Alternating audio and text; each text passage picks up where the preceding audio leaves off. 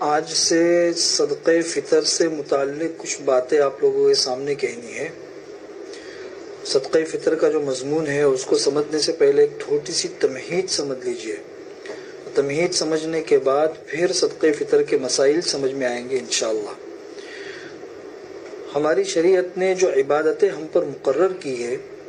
تو ظاہر سی بات ہے کہ انسان غلطی کا پتلا ہے، کچھ نہ کچھ کمی کوتاہی عبادتوں کے اندر ہو جاتی ہے، ہر انسان سے ہوتی ہے۔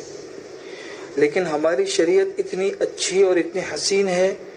کہ انسان سے جو غلطیاں ہوتی ہے تو اس کی تلافی بھی ساتھ ساتھ میں بتا دیتی ہے کہ چلو بھائی آپ سے یہ غلطی ہو گئی، اس کی یہ تلافی ہے،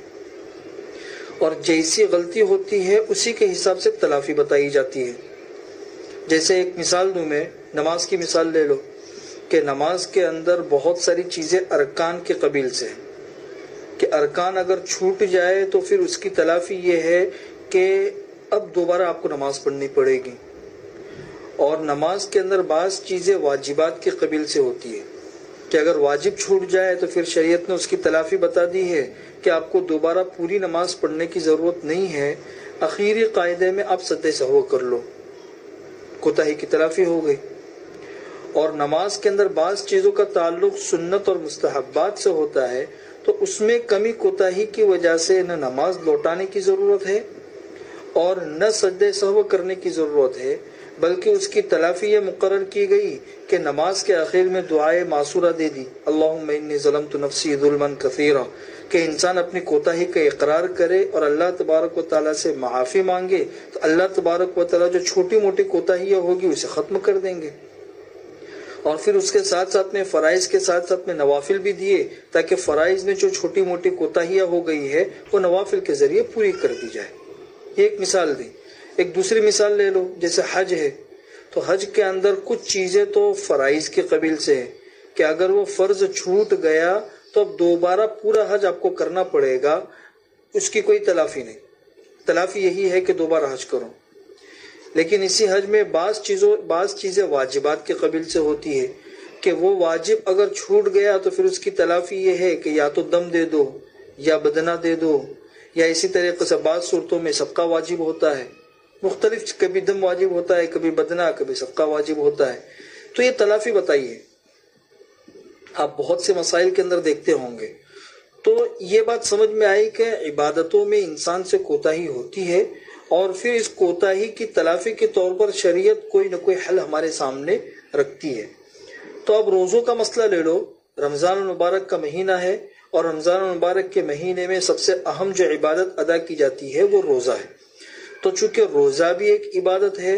اور رمضان میں اور بھی بہت ساری عبادتیں ہوتی ہیں تو خاص روزے میں بھی انسان سے کچھ نہ کچھ کوتاہیاں ہو جاتی ہے۔ تو روزے کی حالت میں انسان سے جو کوتاہیاں ہوتی ہے شریعت نے اس کی تلافی بھی ہمارے سامنے بتائی ہے۔ اس کی تلافی کس طریقے سے بتائی ہے؟ اس کی تلافی اس طریقے سے بتائی ہے کہ بنیادی طور پر سمجھ لو کہ روزے کی حالت میں دو طرح کی چیزوں سے انسان کو رکنا پڑتا ہے، دو طرح کی چیزوں سے۔ ایک تو وہ چیزیں ہوتی ہے جو روزے کے علاوہ انسان کے لیے حلال اور جائز تھی لیکن خاص روزے کی وجہ سے وہ چیز حرام کر دی گئی، جیسے کھانا ہے، پینا ہے، یہ چیزیں ایسی ہے کہ روزے کے علاوہ جائز تھی، خاص روزے کی وجہ سے انسان کے اوپر یہ چیز حرام کر دی گئی۔ تو ایسی جو پابندی ہے یہ ایک پابندی ہے، تو ایسی پابندی کے اندر اگر کوئی کوتاہی ہو جائے تو اس کی تلافی شریعت نے بتائی ہے اس طریقے سے کہ اگر روزے کی حالت میں انسان نے کھا لیا، پی لیا، اسی طریقے سے بیوی کے پاس چلا گیا تو یہ چیزیں اگر بعض صورتوں میں ہے کہ اس کی وجہ سے روزہ ٹوٹ جائے گا اور قضا بھی واجب ہوگی، کفارہ بھی واجب ہوگا، یہ تلافی ہے۔ بعض صورتیں ایسی ہے کہ اس صورتوں کے اندر صرف قضا واجب ہوتی ہے، کفارہ واجب نہیں ہوتا، مسائل آپ کے سامنے ہمیشہ بیان کیے جاتے ہیں۔ اور بعض صورتیں ایسی ہے کہ اس میں نہ قضا واجب ہوتی ہے نہ کفارہ واجب ہوتا ہے، بظاہر ایسا لگتا ہے کہ یہ کمی کوتاہی ہے لیکن شریعت اس کو کمی کوتاہی نہیں مانتی ہے۔ جیسے روزے کی حالت میں کسی نے بھول کر کھا لیا، بھول کر پی لیا، اسے پتہ ہی نہیں تھا کہ میں روزے سے ہوں، بعد میں اسے احساس ہوا کہ بھئی میں تو روزے سے تھا، تو بظاہر یہ کوتاہی ہے لیکن شریعت اس کو کوتاہی نہیں مانتی، درگزر کرتی ہے اور روزہ بدستور باقی ہے، تو اس صورت میں نہ قضا ہے نہ کفارہ ہے۔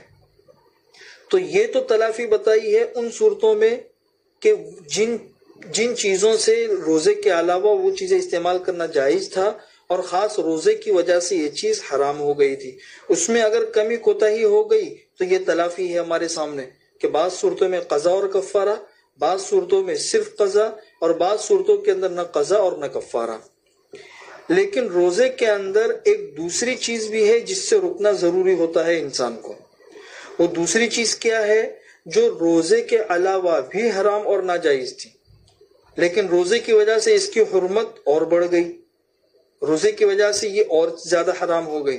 جیسا مثلا غیبت کرنا، یہ ایسا گناہ ہے کہ روزے کے علاوہ بھی حرام تھا، تو ظاہر سی بات روزے میں بھی حرام ہی رہے گا۔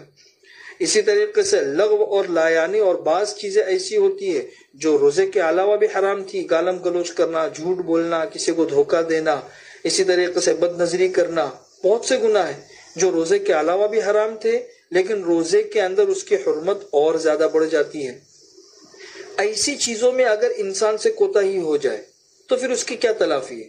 بھئی روزے کی حالت میں کسی نے غیبت کر لی، بد نظری کر لی، اس طرح کے کام کر لیے، تو بھئی فقہی اعتبار سے تو اس کا روزہ درست تو ہو گیا، روزہ نہیں ٹوٹتا ہے، لیکن روزے کے اندر کمی کوتاہی اس کی وجہ سے پیدا ہو جاتی ہے، ثواب میں کمی ہو جاتی ہے، تو ایسی صورتوں کی کیا تلافی ہے؟ تو ایسی صورتوں کی اور ایسی کوتاہیوں کی تلافی کے لیے شریعت نے صدقہ فطر مقرر کیا ہے۔ یہ ہے صدقہ فطر کہ ایسی کوتاہیاں ہو گئی ہے تو چلو اس کی تلافی بھی بتاتے ہیں کہ آپ صدقہ فطر دے دو عید الفطر کے دن اور عید الفطر سے پہلے، تو یہ جو کوتاہیاں ہوئی ہے ہم اس کوتاہیوں کو بھی معاف کر دیں گے۔ جیسے حضور اکرم صلی اللہ علیہ وسلم کے بارے میں آتا ہے کتابوں کے اندر کہ فرض رسول اللہ صلی اللہ علیہ وسلم زکاة الفطر طہرۃ للصائم من اللغو والرفث وطعمۃ للمساکین، کہ حضور اکرم صلی اللہ علیہ وسلم نے مسلمانوں پر جو صدقہ فطر کو فرض کیا ہے، واجب کیا ہے، وہ دو مقاصد سے واجب کیا ہے، دو مقصد ہے اس کے۔ پہلا مقصد بتایا ہے کہ طہرۃ للصائم من اللغو والرفث، کہ روزے کی حالت میں روزے دار سے جو لغو اور رفث اور غلط کام ہو جاتے ہیں اس کی پاکیزگی کے لیے، تاکہ انسان کی وہ چیزیں پاک ہو جائے، سب سے پہلا مقصد۔ اور دوسرا مقصد کیا ہے؟ طعمۃ للمساکین، کہ مسکین کے لیے کچھ کھانے کا انتظام ہو جائے۔ اس لیے کہ ہماری شریعت جو ہے نا، پورے اسلام کا خلاصہ دو جملوں کے اندر ہے۔ پورے اسلام کا خلاصہ یہ ہے، خالق کی عبادت اور مخلوق کی خدمت۔ اللہ کی عبادت کرو، مخلوق کی خدمت کرو۔ اس لیے شریعت کے احکامات کو دیکھو کہ جہاں خوشی کے مواقع ہوتے ہیں تو وہاں شریعت غریبوں کو بھی ساتھ میں رکھتی ہے۔ عید الاضحیٰ کا موقع ہے، قربانیاں ہوتی ہے، شریعت نے کیا کہا ہے کہ بھئی تمہارے گوشت کے 3 حصے کرو، ایک حصہ پورا غربا اور مساکین کے لیے رکھو۔ ولیمہ ہے تو ولیمہ خوشی کا موقع ہوتا ہے، شریعت نے کہا کہ بھئی سب سے بدترین ولیمہ وہ ہے جس میں صرف مالداروں کو بلایا جائے، غریبوں کو نہ بلایا جائے۔ اس کے علاوہ اور بھی بہت ساری چیزیں دیکھو گے تو خوشی کے مواقع میں شریعت اس بات کا لحاظ رکھتی ہے کہ مالداروں کے ساتھ ساتھ میں غریبوں کو بھی کچھ ملے۔ تو چونکہ عید الفطر کا دن خوشی کا دن ہے تو صرف مالدار کی خوشی منائے، ساتھ ساتھ میں غریب لوگ بھی خوشی منائے۔ تو غریبوں کو بھی خوشی میں شامل کرنے کے لیے اور گناہ جو رفث وغیرہ ہے ان سے پاکیزگی کے لیے چیز بھی ایسی مقرر کی گئی کہ روزے داروں کے روزے بھی پاک ہو گئے اور غریبوں کے لیے خوشی کا انتظام بھی ہو گیا۔ یہ ہے صدقہ فطر۔ ابھی صدقہ فطر کے مسائل کیا ہے اسے انشاءاللہ کل سے آپ لوگوں کے سامنے بتا دیں گے۔